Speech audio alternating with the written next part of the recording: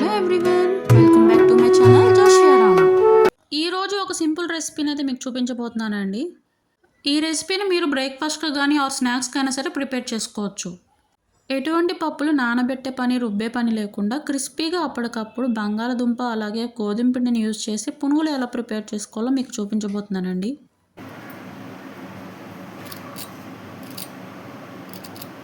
ఎంత క్రిస్పీగా వచ్చాయో.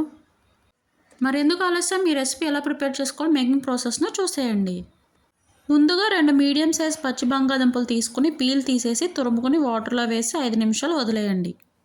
5 నిమిషాల తర్వాత బంగాళదుంప తురుముని ఒకసారి వాష్ చేసుకుని నీళ్లు లేకుండా పిండుకుని ఒక బౌల్లోకి వేసుకోవాలి.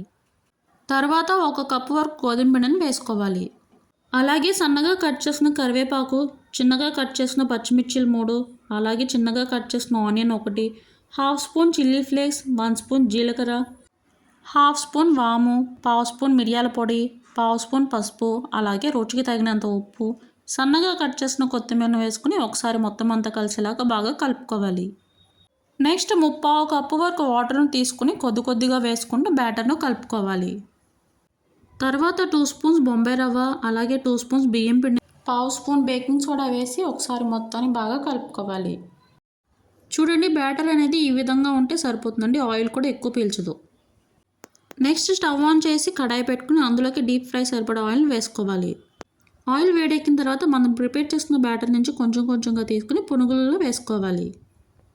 పునుగులో గోల్డెన్ కలర్ వచ్చేంత వరకు ఫ్లేమ్ని మీడియం టులో అడ్జస్ట్ చేసుకుంటూ ఫ్రై చేసుకోవాలి. చూడండి, ఈ కలర్ వస్తే సరిపోతుందండి. మన పునుగులు అనేవి మంచిగా రెడీ అయిపోయాయి. మీకు నచ్చిన చట్నీతో పునుగుల్ని సర్వ్ చేసుకుని టేస్ట్ని ఎంజాయ్ చేయండి. ఈ రెసిపీని మీరు కూడా ట్రై చేసి ఎలా వచ్చిందో కామెంట్ బాక్స్లో కామెంట్ చేయడం మాత్రం మర్చిపోకండి. మరొక టేస్టీ రెసిపీతో మళ్ళీ కలుద్దాం. అంతవరకు సెలవు.